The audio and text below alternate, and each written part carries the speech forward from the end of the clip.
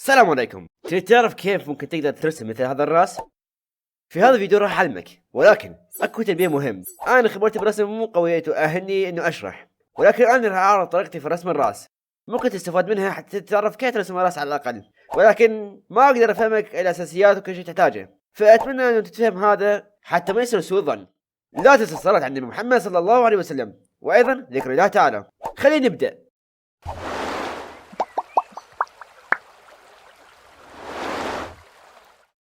اولا نرسم دائرة. لحظة، ما تعرف ترسم دائرة؟ عادي اقدر اساعدك. تقدر اما انه تتعلم كيف ترسم دائرة، وذلك عن طريق التدرب، وايضا اكو طريقة اخرى. تقدر بالرسم الرقمي تقدر تسوي شكل دائرة، واكيد متوفر خيار رسم الدائرة باكثر من برنامج. وانا اشوف احسن شيء اللي هو التدرب بالنسبة للرقمي، لان اكو مشاكل شوية تواجهها اذا كانت الدائرة كبيرة لما تستعمل الدائرة الجاهزة، فاحسنك لا تتكاسل.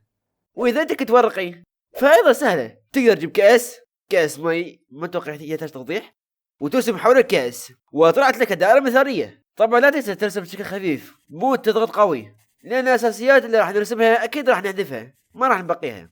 انا بالنسبة لي راح اشرح الرقمي، وايضا تقدر تطبق بالورقي، بس ترسم بشكل خفيف بالنسبة للاساسيات وهكذا. يلا نكمل.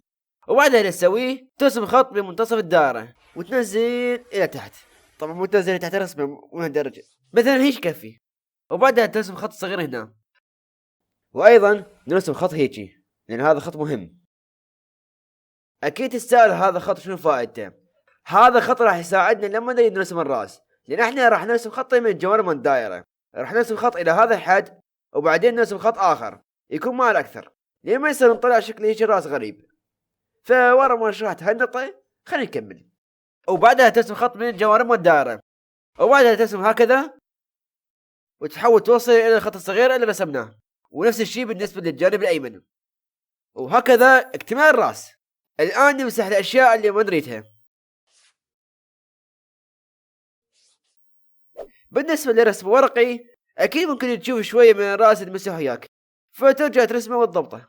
وهذا هو الراس، ومثل ما انا قلت انا شرحت بالطريقة اللي انا ارسم بيها، فمعناها شرحي ممكن بيه اخطاء ونقص. بالمستقبل القريب ان شاء الله لو قدرت راح اسوي فيديو كيف ترسم الراس، ويكون شرح مفصل ومفهوم اكثر، وتطلع وانت فاهم. وهذا هو كان الفيديو. صلي على النبي واستغفر ربك، وفي امان الله.